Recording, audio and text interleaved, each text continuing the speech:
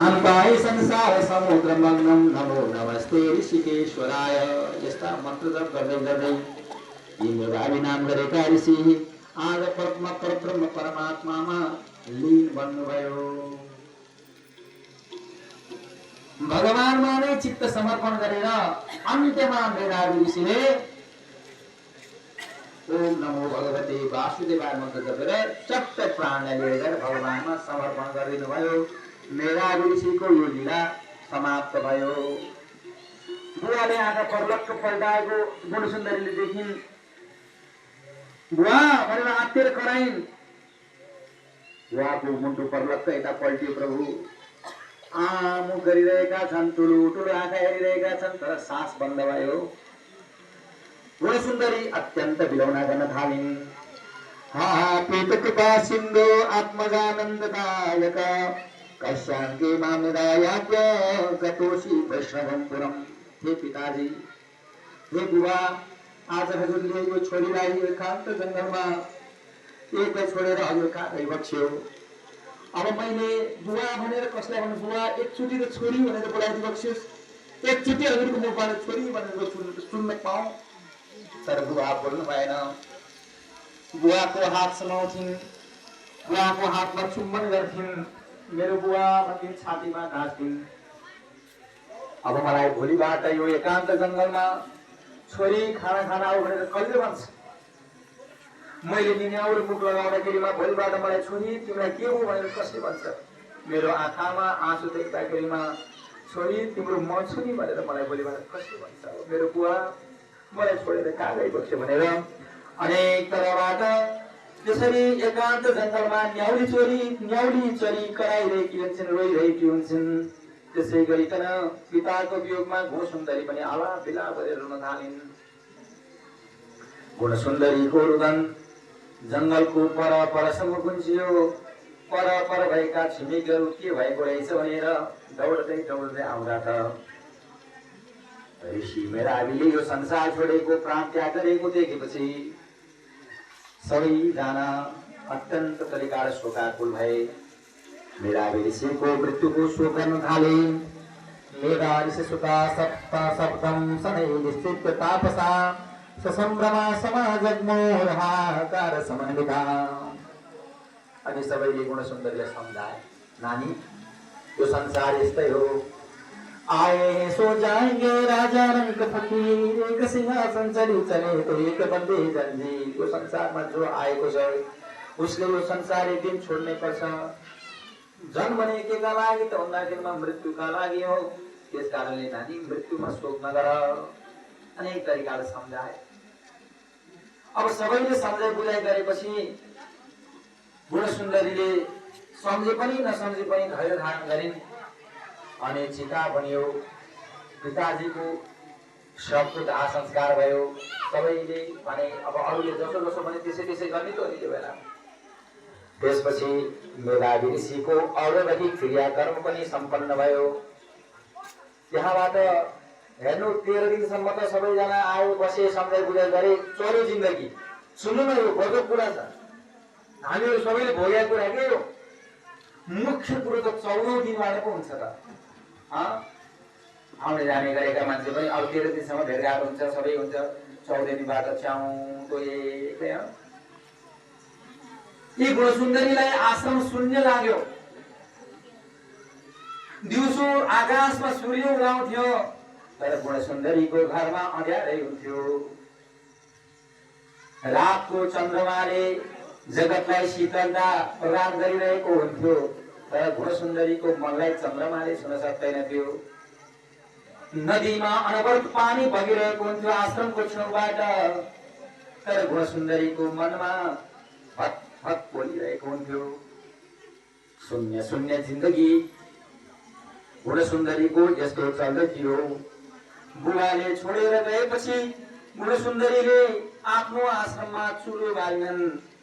किनभने उनलाई न दिनमा भोक थियो, न रातमा निद्रा थियो, न पानीको प्यास थियो। उदास उदास जिन्दगी पुरै सन्नाटा छाएको थियो। के लाग्छ? मन जब पूर्ण रूपमा बेचैन हुन्छ। यो सारा संसार के हुन्छ भन्दाखेरिमा अन्धारो हुन्छ। शून्य सद्मनि संवृष्टा युतभ्रष्टा मृगेरिव जलबाष्पौकनयना ज्वलदधृत पङ्कजा। केवल आँखाबाट आँसु बगिरहेका हुन्छन्। हर पल हर्षेर आँखा आँसुले भरिएको हुन्छ। यस्तो अवस्थामा चिन्तित हुँदै हुँदै गुणसुन्दरीका दिनहरू बित्दै थिए। एक दिनको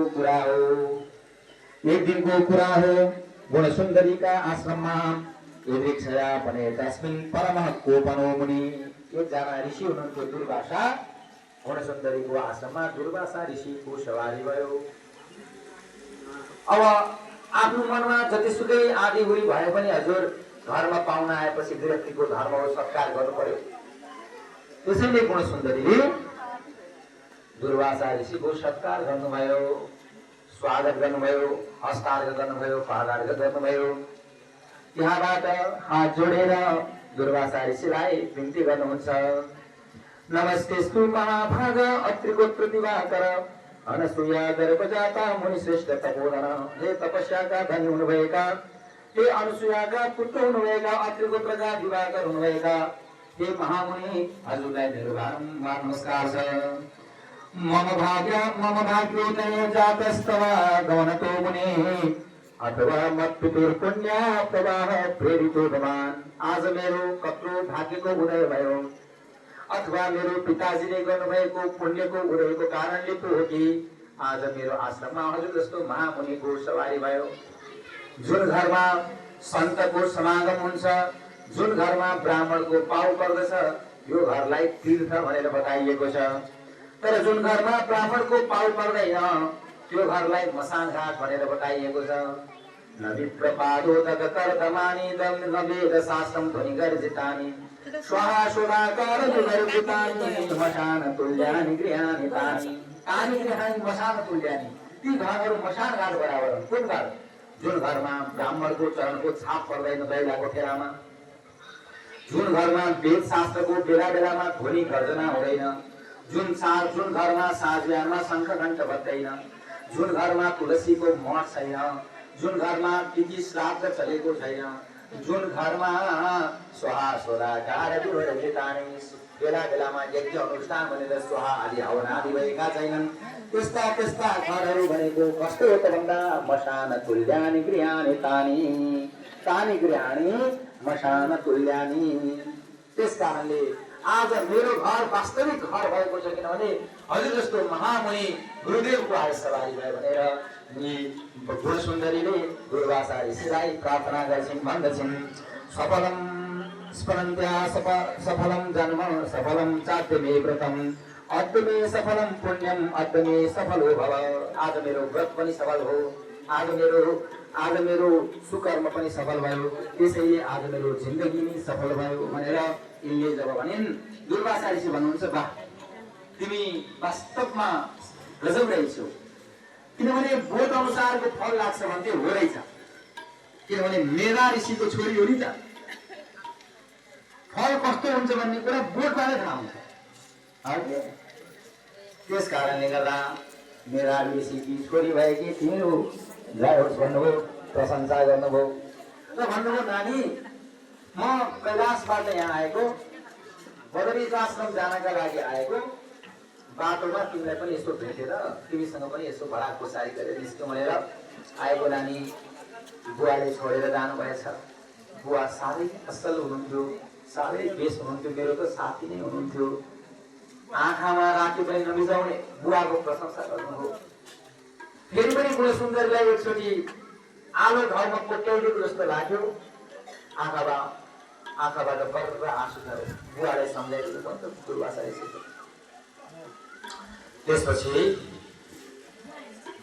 अनि भन्नुहुन्छ नानी यसरी एकोरिएर यसरी टोलाएर बस्नु हुँदैन। जिन्दगी निराशामा बिताउनु मूर्खता हो नानी।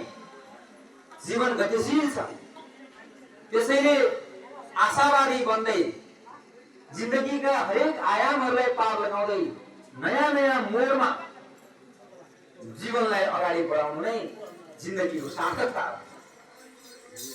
जीवनमा अनेक प्रकारका आयामहरू आउँछन्। ती आयामहरूलाई पार गर्दै गर्दै जानुपर्छ। मनुष्य जीवन हार्नका लागि होइन नानी। त्यसैले होसमा आऊ, यसरी शोक गरेर नबस। अनेक तरिकाहरू सम्झाउनु, तर हजुर सम्झाउन सहिलो छ, तर भित्र परेको चोट जसलाई परेको छ उसलाई त साँच्चीकै वेदना नै छ नि त। अनि गुणसुन्दरीले त्यही कुरा भन्छन्, हजुरले भनेको कुरो त सही हो, तर किन किन मनका यी बहहरू मैले कसैलाई कहन सकेको छैन। किनभने मलाई बच्चनी आमाले छोडेर जानुभयो। फेरि छोरीको लागि सबैभन्दा नजिकको नाता भनेको आमा हो। मलाई बचपनमै आमाले छोडेर जानुभयो। बुबा हुनुहुन्थ्यो, बुबाले पनि छोडेर जानुभयो। न मेरो दिदीबहिनी भए, न मेरा दाजुभाइ भए, न मेरा भाउजूबारी भए, न भराभरै भए, कोही पनि छैन। म एक्लो छु। नमानका मैले किन्छु पानी गाए करे, मेरो समयमा विवाह पनि भएन, जसका कारणले गर्दा म एक्लो छु भनेर भनिसकेपछि नानी उसो भए सुन, म तिमीलाई जिन्दगीलाई नै परिवर्तन गर्ने खालको म मोड बताइदिन्छु भन्नुभयो। ओहो गुरुदेव, त्यस्तो भए त म बडो खुसी हुन्छु भनेपछि नानी, जिन्दगीलाई साँच्चै नै सुखी र खुसी बनाउने हो भने एउटा काम गर। इतस्थितिय शुभदे मासस्तु पुरुषोत्तम तस्मिस्नातु नमस्तीर्थे मुच्यते भ्रूणाद्यया। नानी, आजबाट तेस्रो महिनामा भगवानको अत्यन्त प्रिय महिना पुरुषोत्तम महिना आउँदैछ। यसकारण तिमी 1 महिनाभरि पुरुषोत्तमको व्रत गर, भगवान पुरुषोत्तमको पूजा गर, पुरुषोत्तमको आराधना गर, पुरुषोत्तम भगवानको कथा सुन। आफ्नो लक्ष्य अनुसारको जो सकेका छौ त्यो दान पनि गर नानी। तिम्रा सारा मनका व्यथाहरू पिरलोहरू सब तिम्रा के भएर जान्छन्, हटेर जान्छन्, जिन्दगीले सुख पाउँछ भनेर यसरी बताइसकेपछि अनि त्यसो गुणसुन्दरी सोची के, अरे यो पुरुषोत्तम महिना रे, यो त भने त मलमास होइन र। अनि कस्ता कस्ता पवित्र पवित्र महिनाहरू छन्, त्यस्ता पवित्र महिनालाई छोडेर मलमासको चाहिँ व्रत गर भन्ने अझै कस्तो हजुरलाई अलिकति पनि शरम भएन गुरुदेव?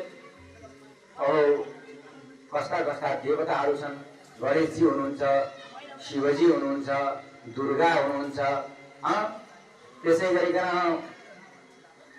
अन्य अन्य भगवानहरू हुनुहुन्छ। ती सबै भगवानलाई छोडेर के को पूजा गर्ने? पुरुषोत्तमको पूजा गर भन्नुभयो। त्यो पनि कहिले? मलमासमा। यो त हुन सक्दैन, त्यो त राम्रो कुरा भन्नु भएन हजुरले भनेर अनेक तरिकाबाट ती गुणसुन्दरीले भगवान पुरुषोत्तमको र भगवान पुरुषोत्तमको अत्यन्त प्रिय महिना भएको पुरुषोत्तम महिनाको निन्दा गर्न पुगिन्। एक त दुर्वासा ऋषिले आफूले भनेको कुरा नमानेको, अर्को आफ्नो परम आराध्य इष्ट भगवान पुरुषोत्तमको चाहिँ अनादर गरेको चाहिँ सुन्ने बित्तिकै जाजुलले मानव पपुसा क्रोध संरक्त लोचन, रिसले जाजुलले भइहाल्यो नि भनेर चाहिँ त्यो पैतारा मुनिको रिस त एकैचोटि टाउकामा पुग्यो। दुर्वासा ऋषिको जिउरो ओठ फर्फराउन थाल्यो, आँखा राता राता भए, अनुहार पुरै अङ्गार जस्तो भयो। यहाँबाट श्राप दिन भनेर लागेका थिए। फेरि मनले विचार गर्नु होइन, त्यो बच्चीलाई मैले श्राप दिनु हुँदैन, किनभने यसको भर्खरै बुवाले पनि छोडेर जानु भएको छ। यसले मेरो कठोर श्रापलाई सहन सक्दिन भनेर अहिले दुर्वासा ऋषिले आफ्नो वाणीलाई बसमा राख्नुभयो र भन्नुभयो, नानी हे दुष्टे, तँलाई मैले हितको कुरा बताएको थिएँ, तँलाई मैले कल्याणको मार्ग देखाएको थिएँ, तर तैँले जो अनादर गरिस् अब यसको फल तैँले के भोग्नुपर्छ समयले नै बताउला। म बद्रिका आश्रममा जान्छु भनेर महर्षि दुर्वासा बद्रिका आश्रमतिर चल्नुभयो। यतातिर गुणसुन्दरीलाई के लाग्यो, तपाईँलाई मात्र थाहा छ के गर्नुपर्छ कसो गर्नुपर्छ भन्ने कुरा। म पनि त पण्डित किशोरी हुँ नि, मेरो पनि त बाध्यता पण्डित, मलाई पनि थाहा छ के गर्नुपर्छ भनेर अथारवत कल्याणी तपः परमकारुणम् चिन्तयन्ति शिवं शान्तं पञ्चवक्त्रं सनातनं। त्यसपछि यसले गुणसुन्दरीले भगवान शिवजीको तपस्या गर्ने निर्णय गरिन्। कसको तपस्या गर्ने निर्णय गरिन् प्रभु भन्नुहोस् त त्यताबाट? भगवान शिवजीको तपस्या गर्ने निर्णय भयो। त्यहाँबाट तपस्याको लागि अगाडि बढे। यिनले यस्तो कठोर तपस्या गर्न थालिन् प्रभु। चचार दुश्चरम बाला तमुद्देश्यम दिश्य परम तप पञ्चाग्नि नाम मध्ये स्थायिनी ग्रीष्म गेर भयो। जब ग्रीष्म ऋतु आउँथ्यो 5तिर दाउराको थुप्रो लगाएर आगो बालेर आफू बिचमा उभिएर तपस्या गर्थिन्। देब्रे खुट्टाले टेक्थिन्, दाहिने खुट्टा देब्रे खुट्टाको घुँडामा यसरी चाहिँ राख्थिन् उपर खुट्टी लगाएर, अनि दुई हात माथि यस्तो गरेर जप गर्दथिन्। ओम नमो भगवते के अरे ओम नमः शिवाय, ओम नमः शिवाय, ओम नमः शिवाय, यस्तो जप गर्न थाले। ग्रीष्म ऋतुमा कसरी हो त पञ्चाग्नि तापेर 5तिर आगो बालेर आफू बिचमा बस्ने गर्मी महिनामा। जब हिउँद महिना लाग्थ्यो, हिउँद महिनामा चाहिँ खुट्रोको तल नदीमा ओर्लिएर घाटीसम्म नदीमा चाहिँ डुबेर भगवान शिवजीको आराधना गर्दथे। ओम नमः शिवाय, नमः शिवाय, भोले नमः शिवाय।